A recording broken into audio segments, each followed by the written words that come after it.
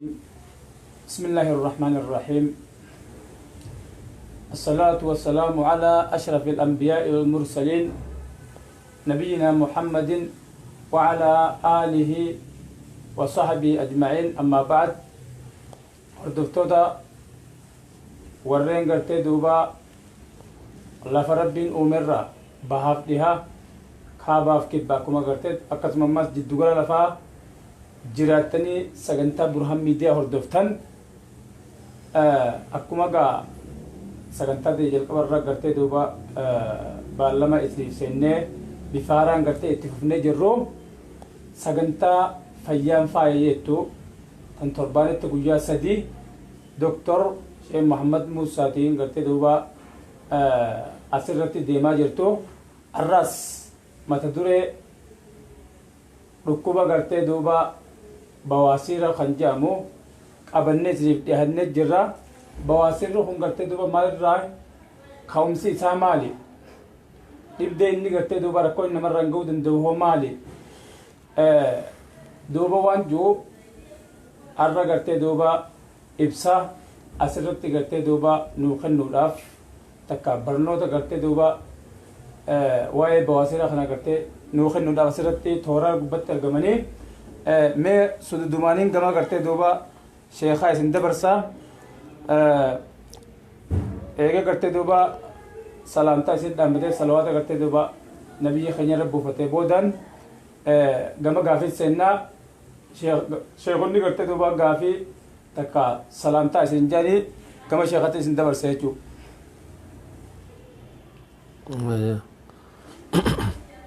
بسم الله الرحمن الرحيم والحمد لله رب العالمين الصلاة والسلام على أشرف الأنبياء والمرسلين وعلى آله وأصحابه أجمعين. أما بعد السلام عليكم ورحمة الله وبركاته. أكما قافية أمنا قافت خنا نموني فالين أما ندر اللي أوغاي بواسيرا خنا برا دبر اللي دبتين دبر سيجر جيتشودا أما مو قافين akka dhuunfaatti isa kanarraa akkanuu ibsitu jechuun waan naa dhiyaatteef jecha dhibdee bawaasiiraa kana balaa inni nama dhaqqabsiisuu fi akkaataa inni itti nama dhufuu fi rakkoo inni namarraan gahu hundaahu waan namni dhukkuba san qabu nyaachuu qabuu fi tan inni irraa dhoowwamuu qabu cufaahu as jalatti yoo rabbi jee isini fiin ibsaa na hordofa. جزاك الله خيرا. ماشي غا جل كبرت بواسير يجون أفهم مال بواسير بواسير يجون أكا هيك عربات جمعي يجو واني بكستيسو نمني mana fincaanii hoggaa dhaqu geeffatu saniini bawaasiira jechuun afaan oromoodhaatti hiikaa isaa yoo laallee wal dhaba akka qosoma oromoodhaatti wal dhaba warri kormummuu juus ni jira warri bur'oo juus ni jira ammoo akka karaa booranaa kanatti warri qormaddee isaan juus ni jira. Inni bawaasiira jechuun dhukkuba qaama namaa bakka qaamni namaa jiidha qabutti argamu jechuudha. jechuun kiyyaa bakka sagaraan bahuunitti ni argama. Bakka namni fincaanuu mana fincaanii keessatti ni argama. Akkasuma ammallee funyaan keessatti, ija keessatti, afaan keessatti bakka namni uumatti jiini qaama isaa keessaa maddu cufatti dhukkuba dhufuuni bawaasiira jedhama. Bawaasiira jechuun kun gosa lama. Tokko bawaasiira goggogaa jedhaniin, tokko jiidhaa jedhaniin. Bawaasiirri goggogaa jechuun dhiita malee inni immoo asliin isaa tokkuma dhiigan qabu jechuudha. Tokko dhiiga qaba. Inni isa san hundaahu bakki inni irraa dhufu garaa keessa jechuudha. Garaa keessa irraa eegaa. Isa kana malee nawaasiira jedhanii ammaas akkasumatti jira. Bakkuma bawaasiiraa kanatti ka argamu jira. Laakiin teessoo isaatii fi akkaataa inni nama godhuu wal dhaba.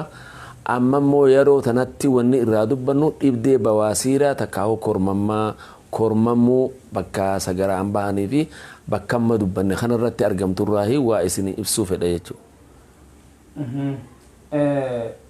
Mee ka'umsi inni kun gartee duuba amma gaa akkuma walii galattu akka bakka jiidhaa qaama namarra jiini itti argamuun namatti dhufu asirratti gartee duuba bal'inaan nuuf ibsee jirta. Ka'umsi isa kanaa maal bakka jiidhaa kana gartee barbaadee wanni ka'uuf wanni gartee duuba as ka'umsa godhatee madda godhatee asiin gartee duuba ka'uuf maali sababni isaa? Duraan dursee dhukkuba kana dhiiraa fi dhalaa umrii saalaan addaan hin murteessu. Dhukkuba dhiiraa fi dhalaadhaatti argamu, dhukkuba guddaa fi xiqqaatti nama guddaa fi ijoolleetti nama umriin jiddu galaatti argamu jechuudha. Dhukkubni kun irra nama itti heddummaatu qaba. Warra hojii teessumaa qabu akka hojii waa'ee makiinaa hodhuu, gaarii makiinaa oofuu, warra hojii teessumaa guddatanitti argama. San qofa osoo hin tahin nyaatarraas dhukkuba argamu jechuudha. Badina hadhooytuurraa ka argamu, nyaata qaama madaalu nyaachuu dhabuurraa ka argamu, dhukkubni bawaasiiraa waa hedduurraa argama.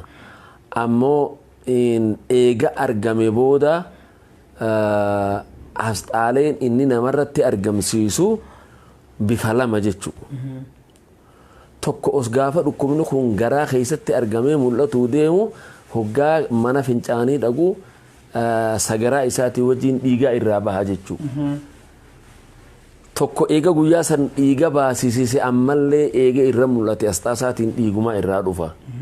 Tokko immoo guyyaa duraa sayyoo dhiiga arkuu baatillee iitaa irraa dhufa jechuudha. Mallattoo wanni dhukkubni kun namarratti argamsiisu namni tokko dhukkuba san qabaatu wanni beekuun tokkoffaa mataan isa ni dhukkuba, hidhaan takka duuda kanaa isa dhukkuba, deebi'ee garaan isaa kun nyaanni isaa kun irraan dalaguu ni guguutama, dhuufuu isa guddisa jechuudha. Takkee dee'uullee ni deeqqifachiisa, dadhabbii qaama fida.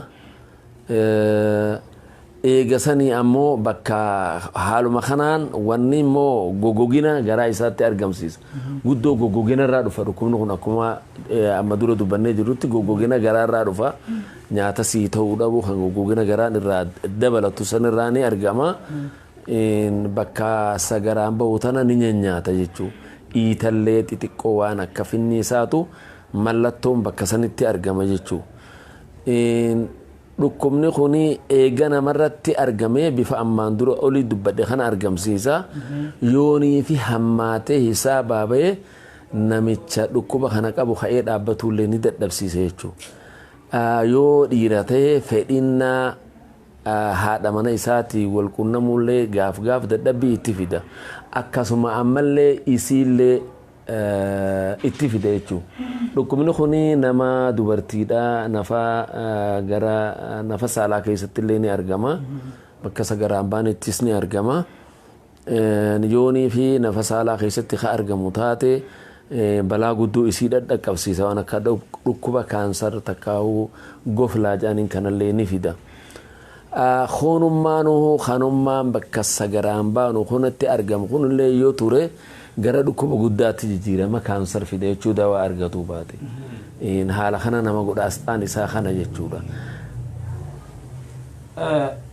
Dhukkuba bawaasiiraa akka agartee duuba nawaasiir jedhamu ka'umsi isaa jabduun goggogina takka agartee nyaata madaalawaa kan agartee duuba garaa namaatiif qaama namaatiif faayidaa qabu garaallee nama jiisu jechuu agartee fakkeenyaaf. Hadhooytu wal qabata inni kun? Wal qabata. Dhukkubnummaan tokkollee nuu hadhooytuudhaan akka hokamaa onni duraa jedhanitti waliin qabanne hin jiru. Amma inni kun tokko hidda tiruurraa ka'a. Tokko hidda rajiijirraa ka'a. Akka ogeeyyotiin dabran jedhanii fi qorannaa warra itti dhaqqabamee jirutti bawaasiira jechuun maqaan bawaasiira jechuun hidda tokko kateessoo tanarratti argamu jechuudha. Dhukkubni kun ammoo madda gubbaarraa hidda tiruurraa ka'ee achitti gadhimisuuni bawaasiira jedhaniin. Inni sun immoo dhiiga qaba jechuudha. Tokko rajiijirraa ka'a. Asliin isaa hadhooytuurraa ka'a. Balgamaa fi soodaa irraa ka'a. Akkuma ammaan dura xabi'aa haala balgamaatii fi soodaa dubbadhetti yoonii fi ammaa hidda rajiijirraa kan ka'ee achirraan nyaata nyaannu kana keessaan gad dabree achitti kan gadi dhimmisu taate ni iitawa malee dhiigan qabu jechuu ammoo wal'aansi isaa lachuutu numa wal'aanamaa ka dhiiga qabu santu irra laafa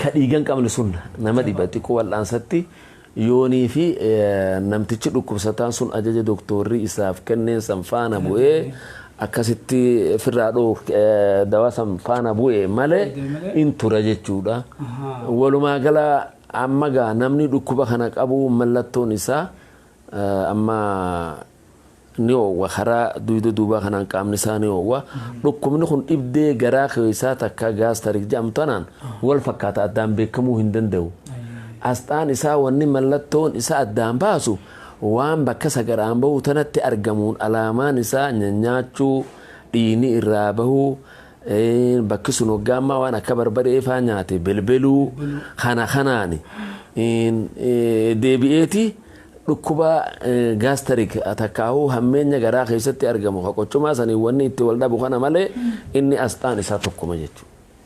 Okay. Dhukkubni kun ifama.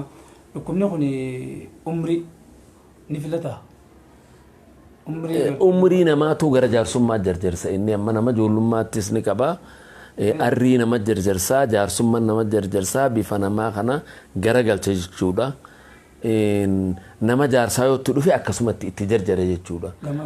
Dadhabbii humna isaatti fidaas waa guddoo balaa hedduu itti fidaa fincaanni heddummeessaa amma nama jaarsaa yoo qabe fincaan itti guddisaa sagaraa isaanii xiqqeessaa amma nama jaarsaa yoo inni kan alaamaa isaa jiraatu taate ifiifuuf irraa beeka namni jaarsaa yoo mana fincaanii dhaqee fincaan qabatuu hin danda'u fincaantu isa jarjarsaa fincaan fedhinnaan alatti fincaanuu haa dha'u malee manuma fincaanii ijaayyoo arke dafee fincaanuu barbaada jechuudha. Garuu dhukkubni akkas nama godhu bawaasiira qofoon ta'in dhibdeen biroota akkas gootus ni jirti. Hedduu ammoo namni isa qabu fincaan itti guddisaa halee isaallee ni dadhabsiise jechuudha. Yoo amma nama haadha manaa ifasaa qabaate malee fedhinnaa isillee mana isaallee ni dadhabsiisa hifaata itti fide jechuudha. Asxaa kana fida.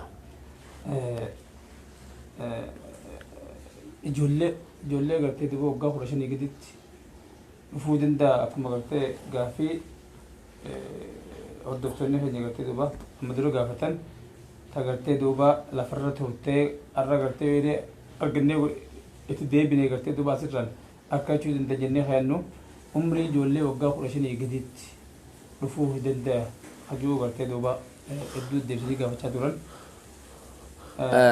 Irratti wanni qorannoon gartee geeffame maaltu jedhame?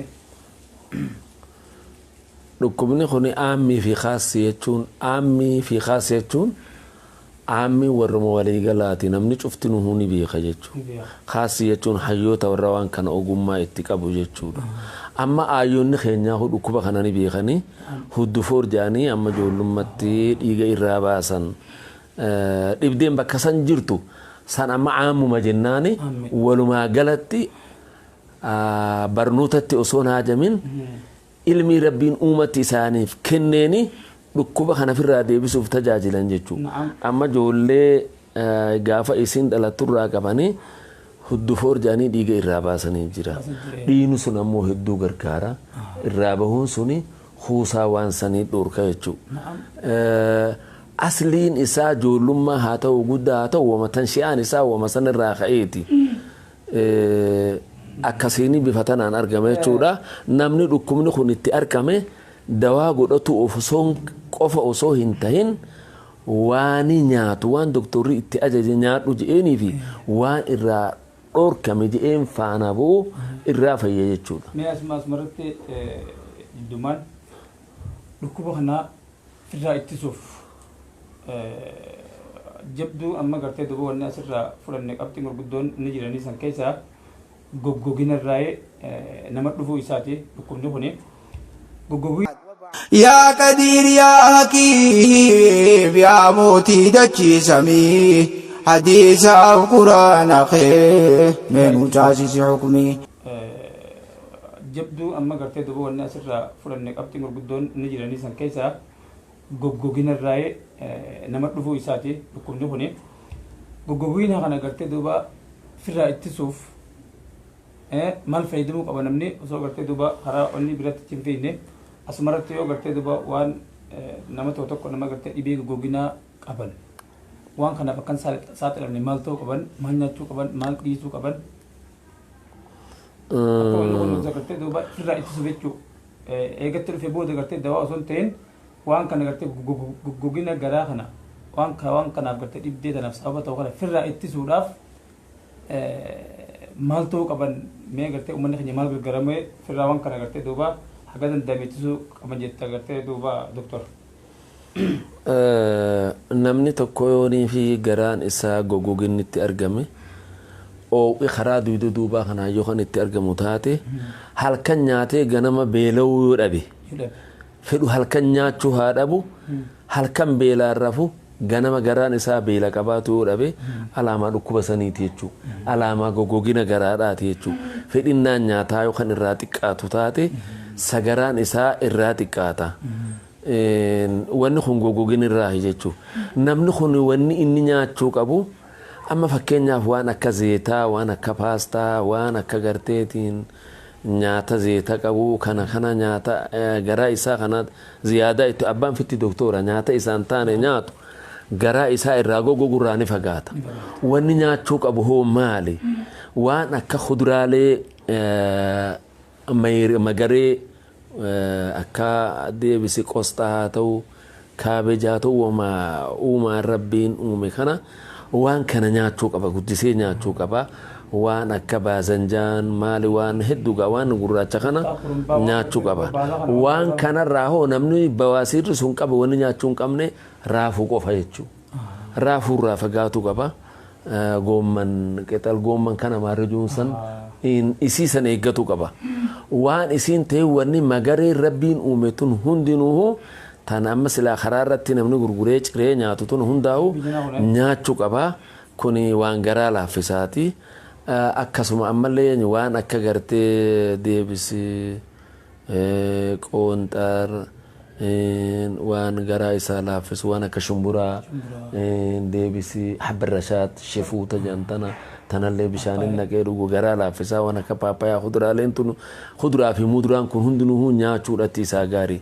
Ammoo wanni isaa gaariin ta'e waan akka killee lukkuu tana faxiiraa nyaanni kun bareedaa miti nama bawaasiira qabu firraa dhorkamu qaba. Kanaan firraa ittisuu ni danda'a. Yoo dhukkubni kun irratti kan mul'atu taate amma fakkeenyaaf dhiigni kan irratti mul'atu taate bishaan qabbanaawaa fayyadamuu qaba namni suni. Bishaan hedduu dhuguu qaba. Ganama subii ka'ee bishaan gilaasa lama dhuguu qaba. Walumaa galaa namni isa qabu bishaan kana dhugaatii guddisuu qaba. Yoo bakki sun kan nyaattu taate yoo kan naannoo isaatti namni ogummaa waan kanaa hin qabne kan jiraatu taate soogiddaa fi waan akka qullubbii kana daa'imaa wajjin walii godhee bakka san dibuudha qaba. Ni gargaara jechuun nyaachuu kana irraa dhorka qullubbii fi soogiddaa fi zanjabiil walitti godhee bakka san dibuu irraa wayyaa jechuudha. Bifa kanaan kana bira dabraa hoo dawaa isaa jira. Dawaa isaa kennamuu jira. Doktora waan kana gartee duuba qoratee gartee duuba dawaa beeku akka keessanii kana biraa argatee jechuudha dawaa akkuma walii galatti. Yoo naannoo gartee duuba ogeessi nama waan kana beeku hin jiraanne akkuma jettu soogiddaa qullubbii waan akka zanjabiil daa'ima wajjin walitti dabalanii diban irraa aga tokko aga dawaa argatu jalaa baraaramuu danda'a jechuudha. Jalaa barannee jirra. Mee asirratti sheekaawwanni dabalataan bal'inaan gartee duuba nu ibsitee jirta.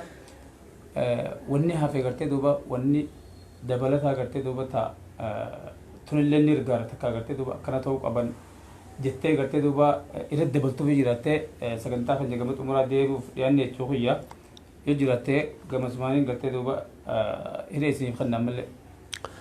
Ani wanni niin dabaladhu tabiraan jirtu dhukkubni kun dhukkuba badaadha. Dhukkuba nama hunda dhibee jiru. Namni dhukkubni kun qabe sa'a dhukkubni kun qabe irraa ka'ee furmaata isaa ogeessa naannoo isaatti jirutti barbaaduudha qaba. waan doktorii sun irraa dhowwame amma fakkeenyaaf qaayidaa hayyoonni lafa kaan namni tokko nama lama moo hin danda'u dawaanuma fudhannee nuun taane jedha doktorii tokko dawaa tokko si ajajuudhaaf tokkoffatti waa afur beekuu qaba waan dhukkubsataan tokko yoo ka'ee daarektii itti dhufee dhibdeetti himate dawaa dhukkuba san irraa ajiba dirqama jechuudha waan dhukkubsataan sun eega dhukkubni kun irraa deebi waa isaa waliin taane nyaachuu beekuu inni nyaatu khwana nyaadhu je'ee nyaata isaaf ta'u beekuu waan inni irraa dhoorkame je'e san irraa dhoorkamu bifa kanaan jechuudha kanaa yoo kan faana bu'u taate sa'aa itti fudhadhu doktorii isaan jee kun مالي حكماء ندرا مال جل لأن الأعشاب يحتاج إلى التكرار جن